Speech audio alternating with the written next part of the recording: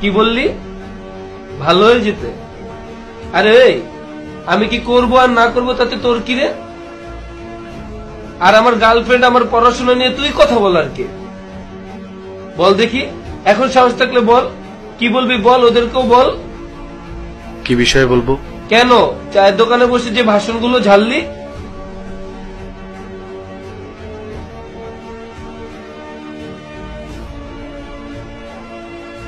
শোনো ছোট ভাই, একটা মেয়ের কিন্তু তার ভবিষ্যৎ নিয়ে কোনো চিন্তা করতে হয় না, কারণ এখন সে বাবার ঘরে, বাকি জীবনটা সে অন্য কোনো প্রতিষ্ঠিত ছেলের ঘরে কাটাবে।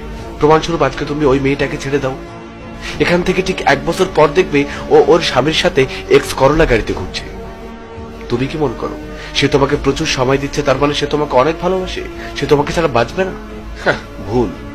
প্রথমত কেউ কাউকে ছাড়া মরে না, দ্বিতীয়ত ওই মেয়েটির বাসায় কোনো কাজ নেই, ওর ভবিষ্যৎ তো অন্য কেউ দেখবে। ওর কাজই হচ্ছে একজন সুন্দর সুশ্রী ভদ্র জীবন সঙ্গিনী খোঁজা, আর ও সেটাই করছে। তার প্রমাণ চাও?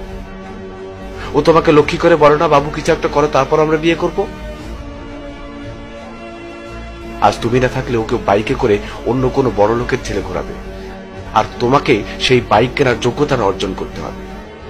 তাই না হলে 2 দিন পর ওই মেয়েই তোমাকে ফাঁকি দেবে, আর তুমি ফেসবুকে স্ট্যাটাস দিয়ে দুঃখ প্রকাশ করবা।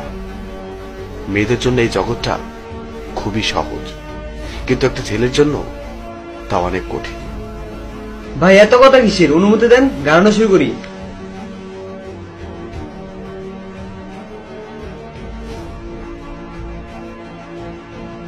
আজকে স্টাডি ফাঁকি দিয়ে প্রেম করছে, এর ফলাফল কি হবে জানো?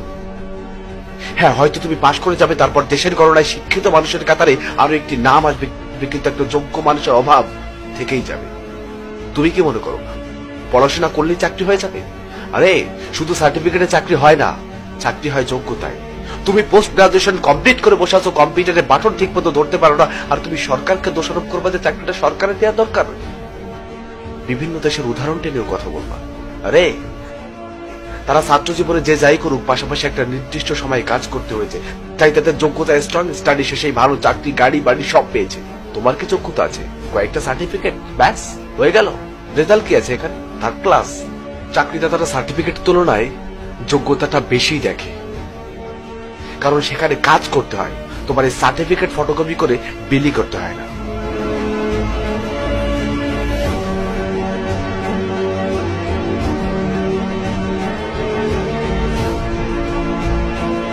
ভাই আসলে উনি কে? উনি কি এটা মুখ্য বিষয় না, মুখ্য বিষয় হচ্ছে ওনার কথাগুলো বাস্তব। সেদিন রাব্বি ও রাব্বির টিমকে বোঝাতে সক্ষম হয়েছিলাম, কিন্তু বাংলার কোটি কোটি শিক্ষার্থী যারা শুধু পড়াশোনা করে চাকরি পেতে চায়, তারা জানে না চাকরির বাজার সম্পর্কে। তাদেরকে জানানোর দায়িত্ব আমার, আপনার, আমাদের সকলের।